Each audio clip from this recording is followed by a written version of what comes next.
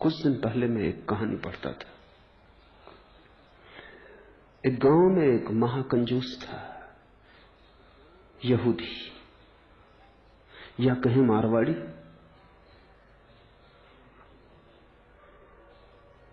उसने कभी एक पैसा दान न दिया। गांव में भिखारी भी उसके घर की तरफ नहीं जाते थे। अगर कोई नया भिखारी उसके घर की तरफ जाता तो लोग समझ जाते कि नया भिखारी। जिसको थोड़ा भी पता है वो कभी भीख मांगने उसके द्वार पर न जाएगा। उसने कभी दिया ही नहीं। वो भिखारी से भी कुछ छीन सकता था, देना उसकी आदत न थी। लेकिन एक दिन वो गांव के धर्मगुरु के द्वार पर पहुंचा, यहूदी धर्मगुरु, और उसने कहा कि आज मेरे लिए कुछ प्रार्थना करनी होगी। धर्मगुरु ने सोचा कि अब प्रार्थना करवाने आया है तो कुछ दान करवा लेने का मौका है।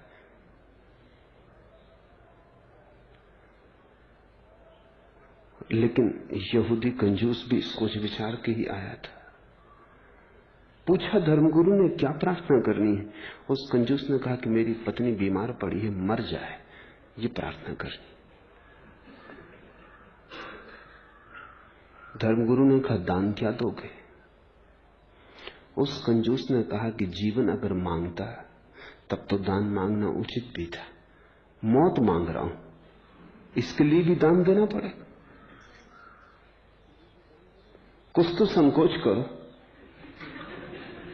वो मौत मांगते संकोच नहीं कर रहा है। कुछ तो थोड़ा ख्याल करो, कुछ तो दया करो। धर्मगुरु ने देखा कि इतना आसान नहीं है मामला।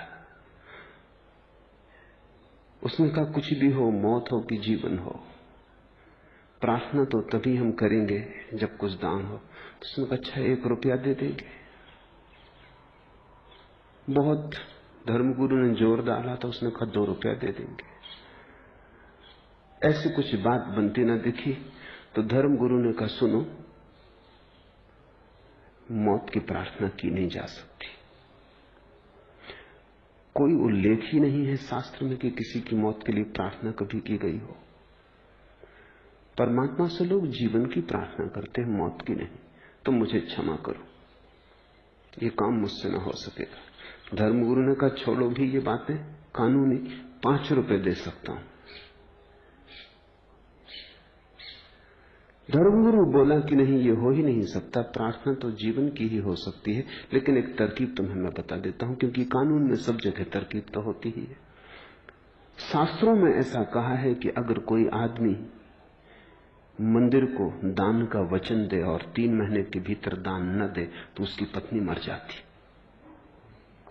दंड स्वरूप। तो तुम दान की घोषणा कर दो, देने की तो कोई जरूरत ही नहीं है, पत्नी 3 महीने के भीतर मर जाएगी।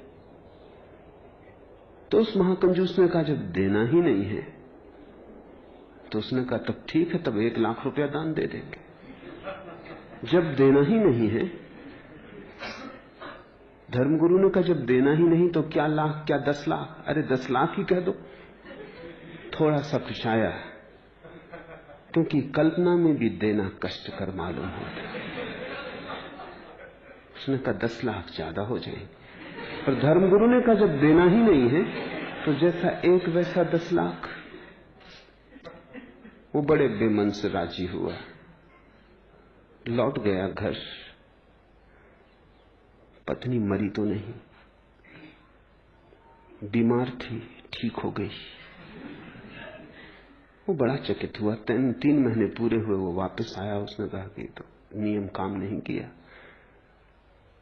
धर्मगुरु ने कहा कि देखो, शास्त्र कहता है दंड स्वरूप, एज ए पनिशमेंट, मगर तुम तो चाहते हो कि पत्नी मर जाए, इसलिए तुम्हें दंड तो ना होगा, ये तो पुरस्कार हो जाए। इसलिए प्रार्थना व्यर्थ गई। अगर तुम सच में ही चाहते हो पत्नी मर जाए तो तुम अब ऐसा करो कि जाके बाजार से कुछ हीरे जवाहरात खरीदो कुछ सुंदर साड़ियां खरीदो, पत्नी को भेंट करो, पत्नी तुम्हारे प्रति इतनी प्रेम से भर जाए और तुम भी इतने प्रेम से भर जाओ कि तुम्हारे प्राण कहने लगे कि नहीं अब मत मार, हे परमात्मा अब मत मारना। तब वो मारेगा कि तभी तो दंड हो सकता, नहीं तो नियम। ये बात जची। पर उसने कहा हीरे जवाहरात मैंने कभी खरीदे नहीं। धर्मगुरु ने कहा क्या हर्ज है, पत्नी तो मर ही जाएगी, तुम बेच देना, थोड़ा लाभ ही भला हो जाए, नुकसान तो क्या होगा, चीजों के दाम तो रोज बढ़ते ही जाते। ये बात जची। वो गया, उसने हीरे जवाहरात खरीदे, साड़ियां खरीदी बहुमूल्य, कभी खरीद के घर लाया न था। पत्नी तो हैरान हो गई कि इसमें ऐसा रूपांतरण हुआ। निश्चित ही धर्मगुरु की कृपा से हुआ होगा, मंदिर गया इसीलिए हुआ होगा। उसने भी पहली दफा उसे प्रेम से देखा और पत्नी उसे इतना प्रेम करने लगी कि उस कंजूस को भी पहली दफा एहसास हुआ कि पत्नी तो बड़ी अनूठी है, मैं नाहक ही इसके मरने की प्रार्थना करता था। तो वो डरा। अब उसके मन में यह होने लगा कि कहीं मर न जाए, और 3 महीने करीब होने के पास आ रहे थे और पत्नी बीमार पड़ गई। तो घबराया हुआ पहुंचा धर्मगुरु के पास।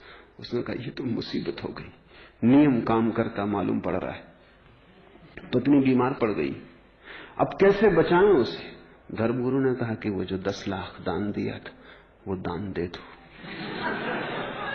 अब तो बचने का और कोई उपाय नहीं।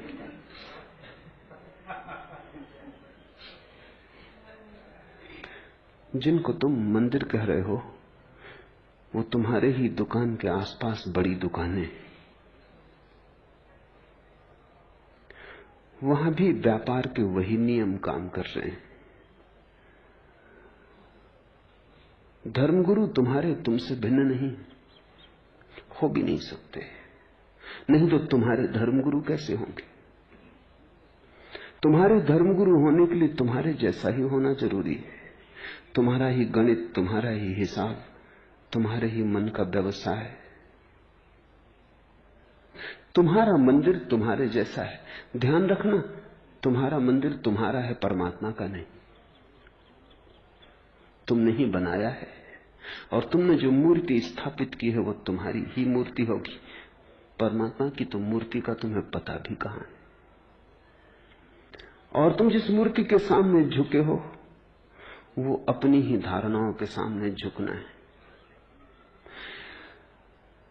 परमात्मा की कोई मूर्ति बनानी जरूरी नहीं, क्योंकि वो तो तुम में मूर्तिमान हुआ है। तुम्हें कहीं बाहर झुकने का सवाल नहीं, भीतर झुकने की कला आ जाए। ध्यान रखना, किसी के सामने भी झुकने का सवाल नहीं है, बस झुकने की कला आ जाए। झुकना तुम्हारा स्वभाव बन जाए। जिस दिन भी तुम भीतर झुकोगे तुम पाओगे मंदिर के सामने खड़े हो। जिस दिन भी भीतर तुम्हारी अकड़ टूटेगी, अहंकार गिरेगा, तुम पाओगे ये चिन्ह में मंदिर तो सदा से भीतर था। मैं मृण में मंदिरों में खोजता था, आदमी के बनाए घरों में पुकार रहा था, और जिसे मैं खोज रहा था वो मेरे भीतर सदा मौजूद था।